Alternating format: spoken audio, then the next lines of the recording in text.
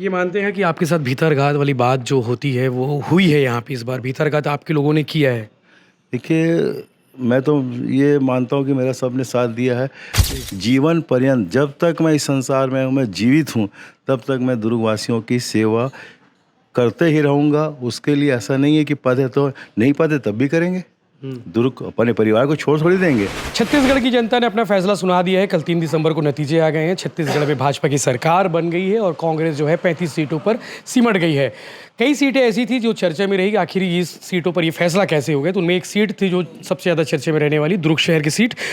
अरुण ओरा हमारे साथ मौजूद हैं, जो वरिष्ठ विधायक रहे हैं, अब जो कि कांग्रेस के नेता हैं।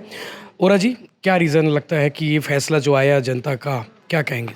देखिए, सबसे पहले मैं आपको बता देता हूँ कि जनादेश को हमने विनम्रता से स्वीकार किया है और दुर्ग हमारा परिवार है। आज से नहीं, इसका नाता हमारा करीब करीब 55 वर्षों से रहा है।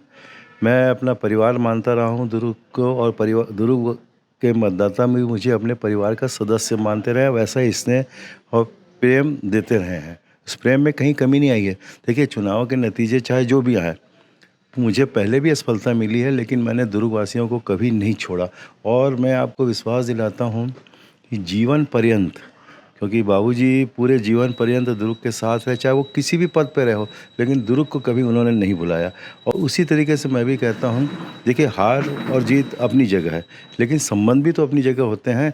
आज भी दुर्गवासियों से मेरे को उतना ही प्रेम है जितना वो मुझसे प्रेम करते हैं, और ये प्रेम अटूट है, जब कभी ख़त्म नहीं होगा।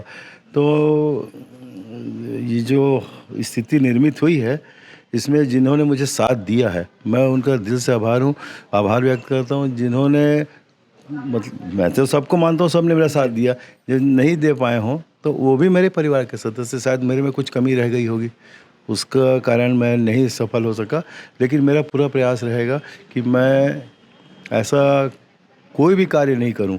मैं तो हमेशा इस बात को कहता रहा हूं कि एक सच्चा जनप्रतिनिधि वही होता है जो अपने मतदाताओं की भावनाओं की कसौटी पर खरा उतरता है, और जो खरा नहीं उतरता वो सही मायने में प्रतिनिधि नहीं होता। ये बात तो मैंने हमेशा कही और आज भी कहता हूँ। हो सकता है कुछ गलती हुई होगी, उसके लिए मैं क्षमा चाहता हूँ, लेकिन मैं ऐसा कोई कार्य कभी नहीं करूँगा जिससे दुर्ग के मतदाताओं को ये लगे कि हमारा जो नेता, हमारा जो प्रतिनिधि है, वो हमारी भावनाओं का सम्मान नहीं करता है। जी।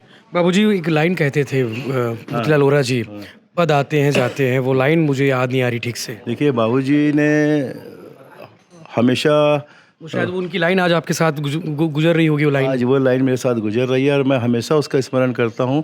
और वो जो कहे वो सामने लिखा हुआ भी है, उसको मैंने अपने जीवन का एक आधार और कोटेशन बना लिया है कि पद आते हैं और चले जाते हैं, और पद आने जाने के बाद में आदमी को हमेशा विनम्र रहना चाहिए। ऐसा नहीं कि हम पद में हैं, नहीं है तो हम अपनी विनम्रता का छोड़ दें, नहीं है तब भी हमको विनम्र रहना चाहिए। ये सीख मैंने अपने बाबूजी से ली है और इसको मैंने अक्षरशः पालन किया है। जैसे आपके मामलों में कहते हैं लोग कि वोरा जी बहुत विनम्र है, तो ये लाइन जो है, आप तो विनम्र तो आज से नहीं, मतलब काफ़ी पहले से ही है। जी, विनम्रता तो हमारा आभूषण है, विनम्र ही रहना चाहिए। जी। अगर आप वाचाल हो जाएंगे तो आपको कोई पसंद नहीं करेगा। ठीक है, पद में है, आप वाचाल है, लेकिन नहीं रहने के बाद तो इस बात का ध्यान रखना चाहिए कि आदमी को हमेशा किसी के भी साथ में हो, आपको विनम्र ही रहना चाहिए। ये मानते हैं कि आपके साथ भीतरघात वाली बात जो होती है वो हुई है यहाँ पे इस बार भीतरघात आपके लोगों ने किया है।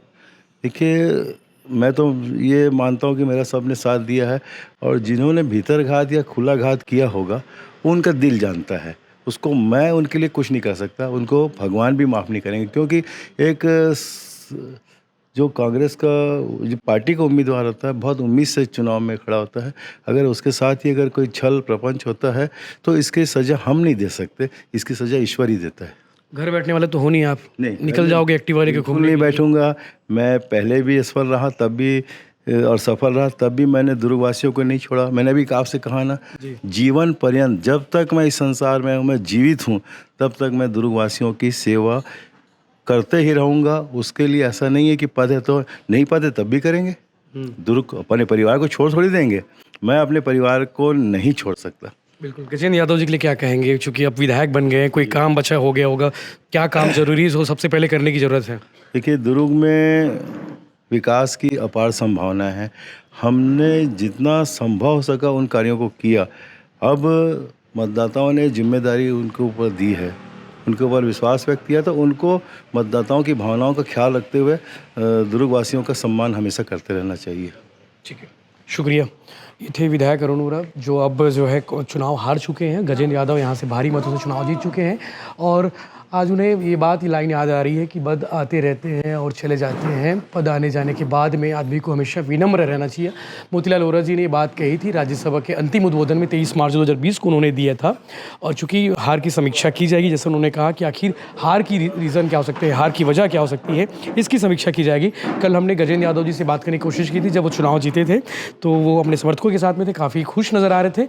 खुशी की वाजिब है क्योंकि चुनाव जीते हैं, पहली बार चुनाव लड़े और पहली बार चुनाव जीत गए हैं। आगे कोशिश करेंगे, उनसे भी इंटरव्यू करेंगे, उनसे भी बातचीत करेंगे, आखिर दुर्ग शहर को लेकर उनकी प्रायोरिटीज़ क्या है, उनकी प्राथमिकता क्या है, वो जरूर जानने जाएंगे। लेकिन आप देख सकते हैं चुनाव हारने के बाद भी अरुण वोरा जो है अपने समर्थकों के साथ बैठे हैं, लोगों के साथ बैठे हुए हैं, बात कर रहे हैं, लोग मिलने भी आ रहे हैं लगातार।